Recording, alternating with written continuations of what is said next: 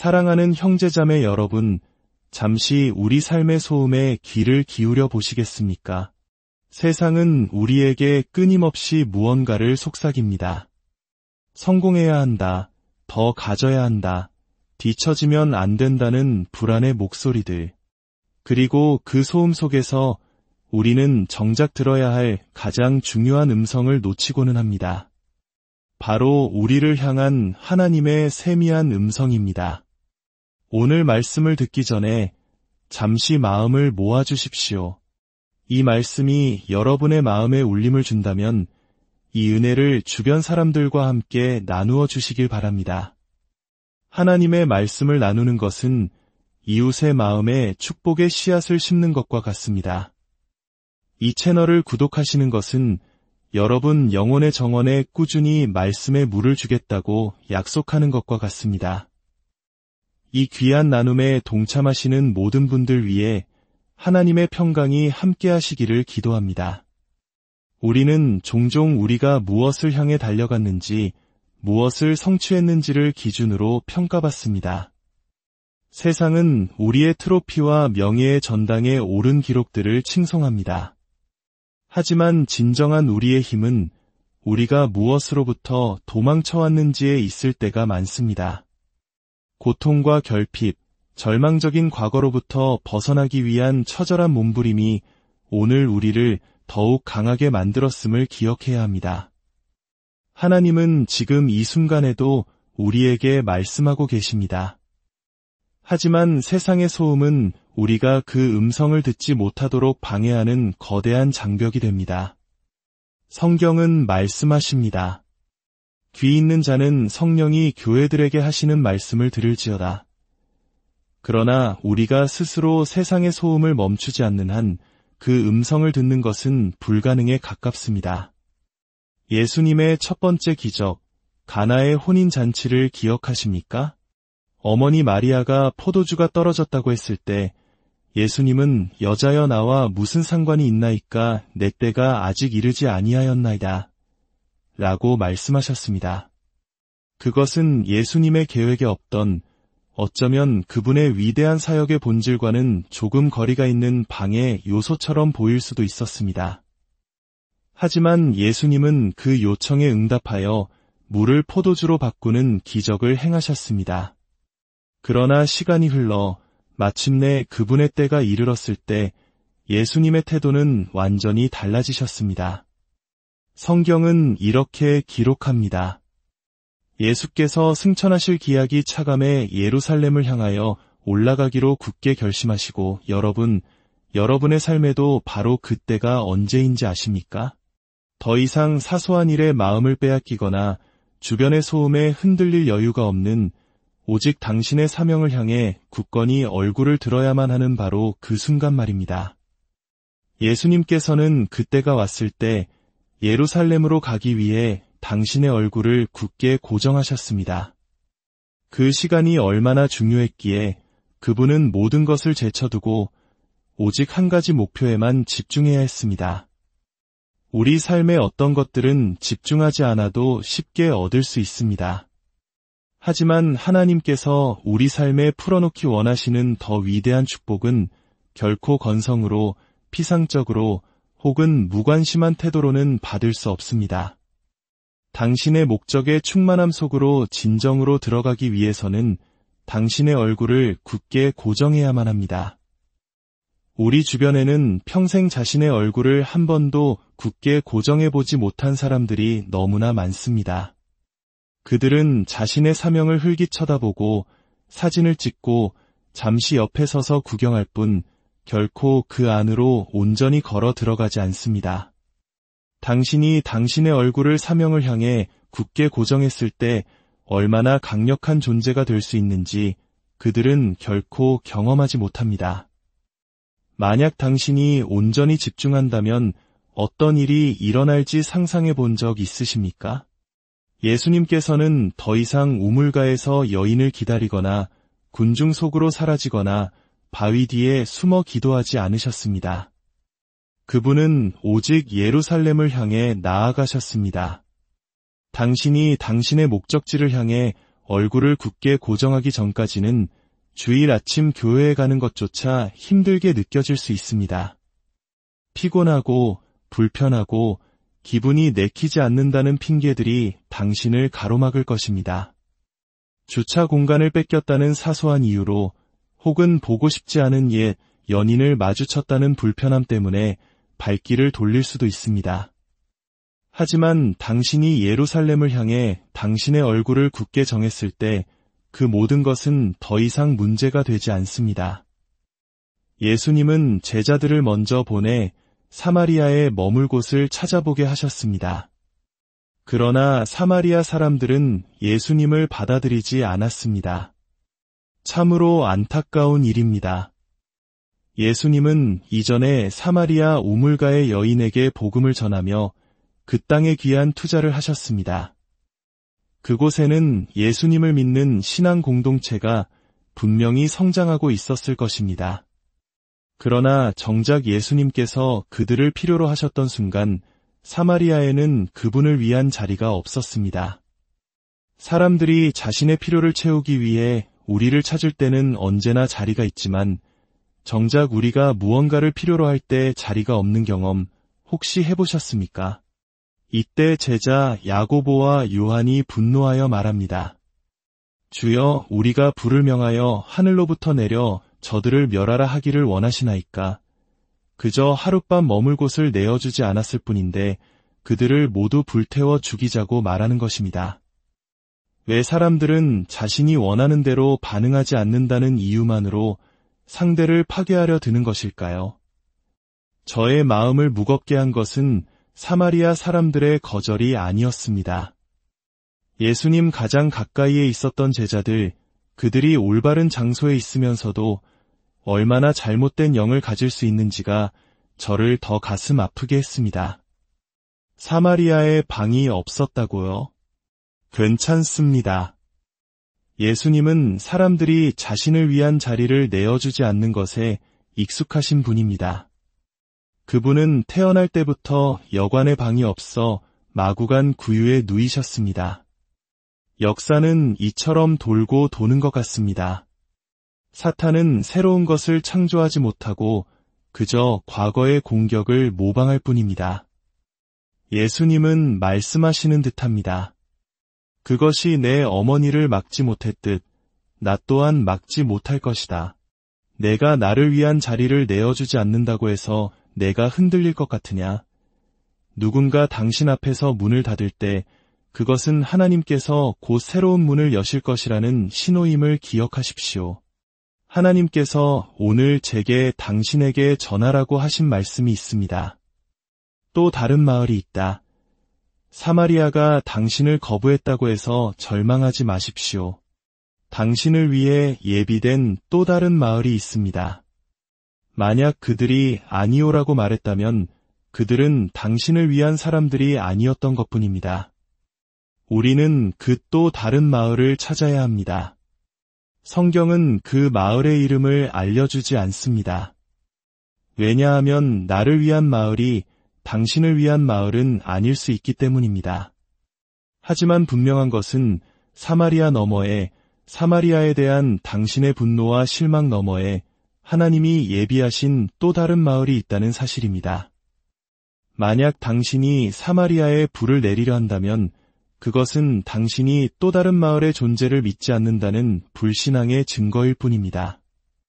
당신의 분노는 더 나은 것이 오고 있다는 믿음이 없다는 표현입니다. 그때 한 사람이 예수님께 다가와 말합니다. 어디로 가시든지 나는 따르리이다. 예수님은 그를 돌아보시며 말씀하십니다. 여우도 굴이 있고 공중의 새도 집이 있으되 인자는 머리 둘 곳이 없도다. 나를 따르는 길은 결코 쉽지 않다는 말씀입니다. 나를 따르려거든 자기 십자가를 져야 합니다. 예수님은 우리에게 이 세상에 완벽하게 들어맞도록 창조되지 않았음을 가르쳐 주십니다. 세상과 적당히 타협하며 살아가는 건성 신자들이 있습니다.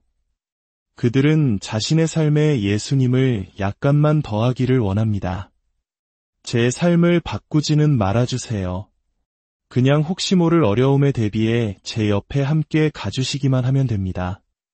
제 삶 전체를 드릴 수는 없지만 주일에는 당신을 만나러 가겠습니다.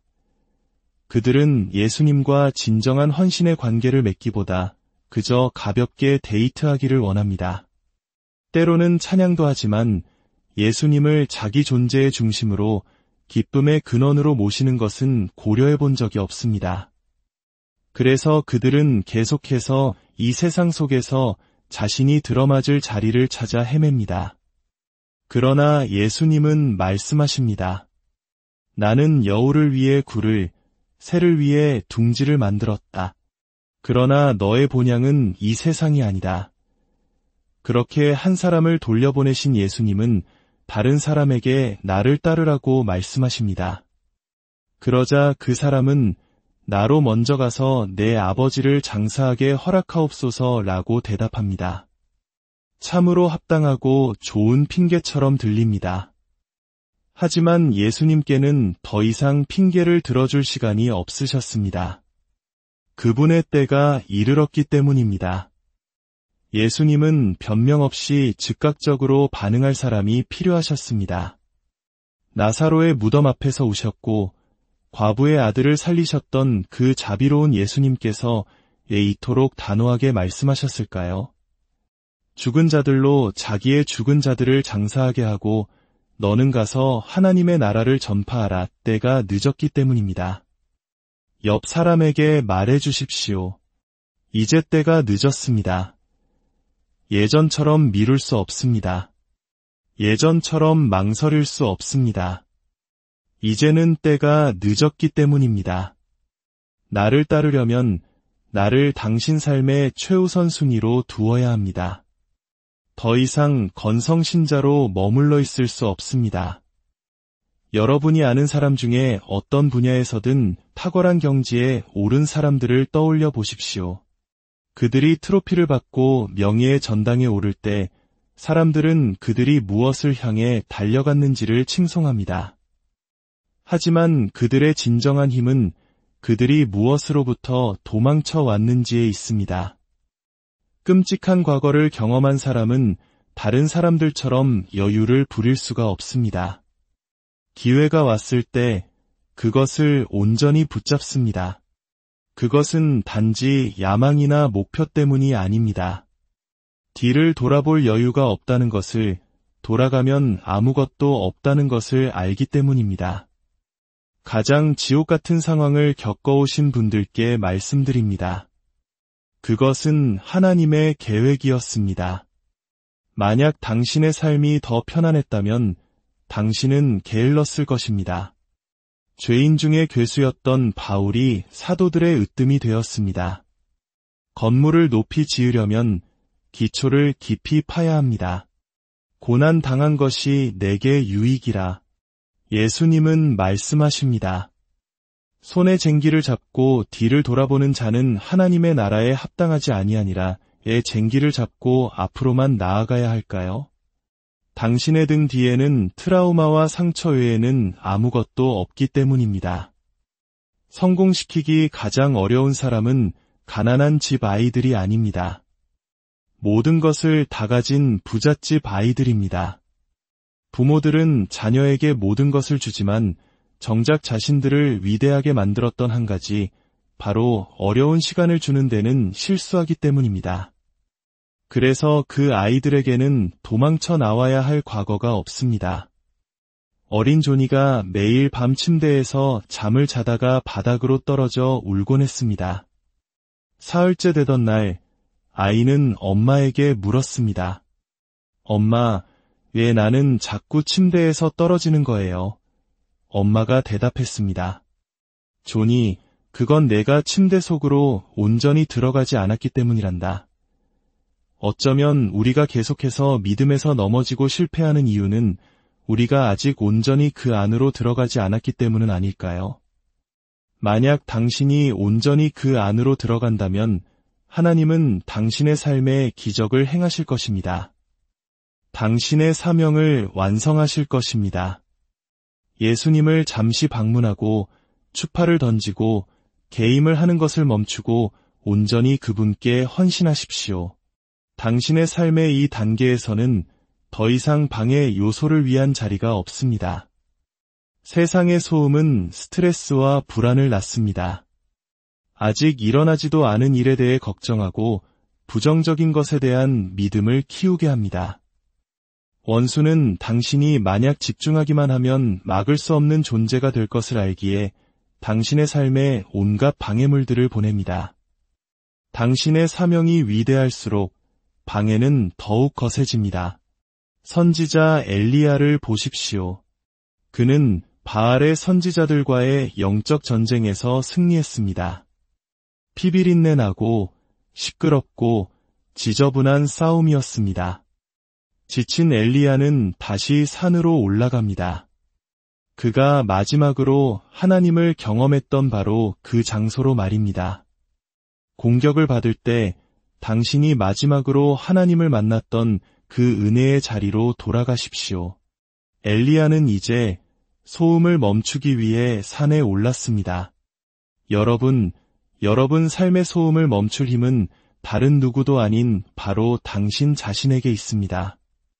엘리야는 그의 머리를 무릎 사이에 넣었습니다. 다음 기적을 행하기 위해서는 반드시 집중해야 함을 깨달았던 것입니다. 평안과 고요의 상태에 이르기 위해서는 노력이 필요합니다. 그냥 필요하다고 해서 저절로 찾아오지 않습니다. 그렇지 않으면 우리는 소음 속에서 분별력 없는 결정을 내리게 됩니다. 하나님께서 말씀하지 않으시는 것이 아닙니다. 하나님은 말씀하고 계시지만 소음 때문에 우리가 듣지 못하는 것입니다. 귀 있는 자는 성령이 교회들에게 하시는 말씀을 들을지어다.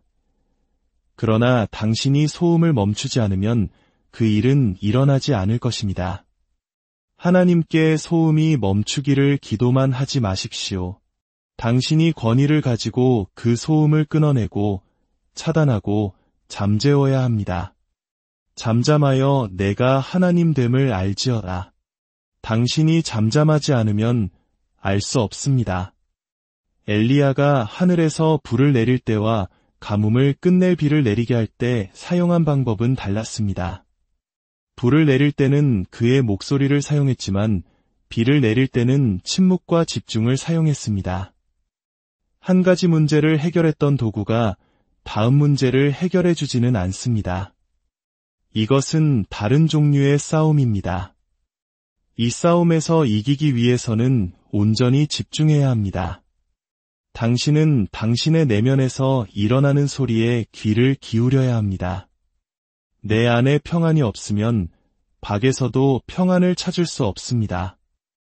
예수님께서 폭풍우 치는 배 안에서 주무실 수 있었던 것은 그분 안에 평안이 있었기 때문입니다.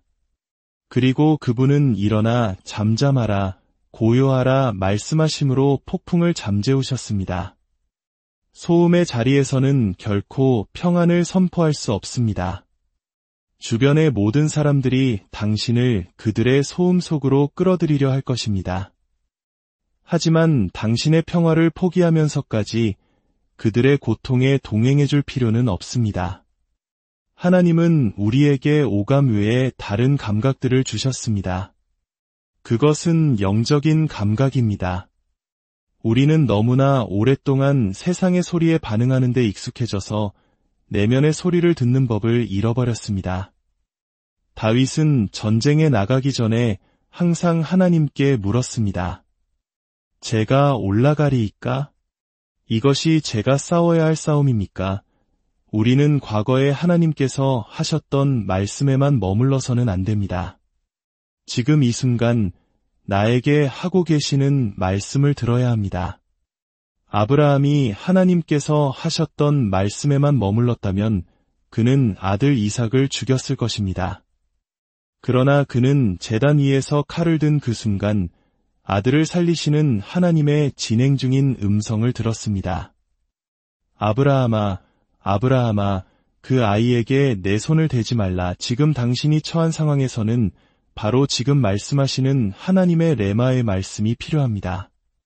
과거의 말씀, 다른 사람에게 주신 말씀이 아니라 바로 지금 나에게 주시는 생생한 말씀이 필요합니다. 오랜 가뭄 속에서 살아오신 분들께 말씀드립니다. 당신은 가뭄 속에서도 사역했고, 가르쳤고, 불을 내렸습니다. 하지만 이제 하나님께서 당신 삶의 그 지독한 가뭄을 끝내려 하십니다. 만약 당신이 당신의 생각을 바로 하고 집중할 수만 있다면 당신이 오늘 보는 원수들을 다시는 보지 않게 될 것입니다. 엘리야가 잠잠히 기다렸을 때 그는 자신의 영 안에서 풍성한 비의 소리를 들었습니다. 아직 현실에서는 아무것도 보이지 않았지만 그의 영은 이미 하나님의 응답을 듣고 있었습니다. 당신의 내면에서 들리지만 아직 외부에서는 보이지 않는 것이 있을 때 어떻게 하시겠습니까? 엘리야는 그의 사환에게 말했습니다.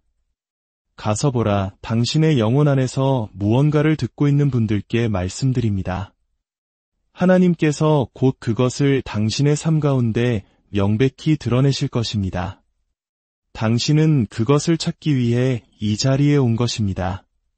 그러니 이제 믿음으로, 기대로 그것을 찾으십시오. 사랑하는 주님, 오늘 우리에게 말씀하여 주시니 감사합니다. 세상의 수많은 소음 속에서 길을 잃고 방황하는 저희를 불쌍히 여겨 주옵소서. 저희가 스스로 소음을 멈추고 오직 주님의 세미한 음성에 귀 기울일 수 있는 지혜와 용기를 주옵소서. 우리의 얼굴을 주님께서 명하신 사명을 향해 굳게 고정하게 하시고 어떤 방해와 거절에도 흔들리지 않는 견고한 믿음을 주옵소서.